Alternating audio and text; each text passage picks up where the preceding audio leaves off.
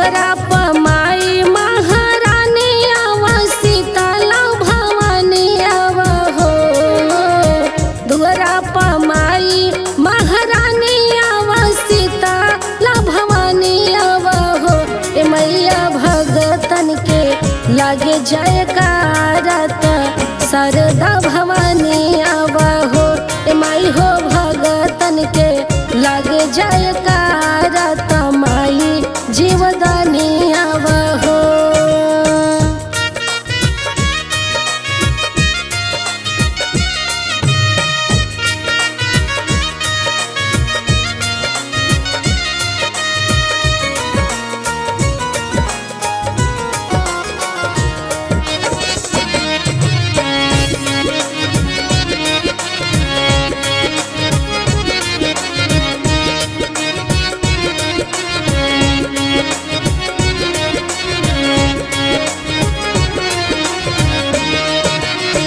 एक हाथे ले ला तलवार मैया दूजे तो कटार ले ला हो।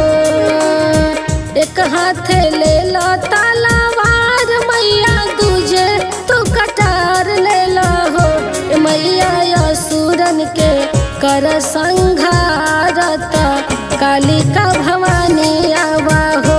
ए मैया बन रखा वार भगत के त कालिका भवानी आवा हो।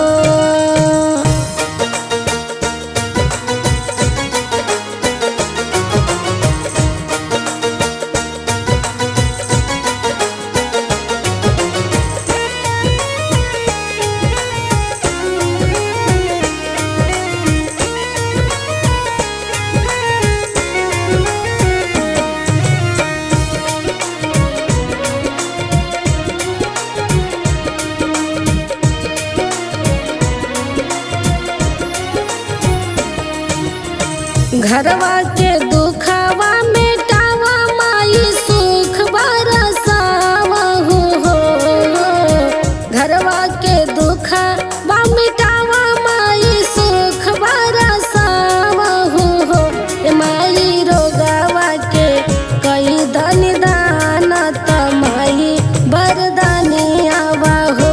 ए मैया रोगावा के कई दनिदान त माई बरदानी आवा हो।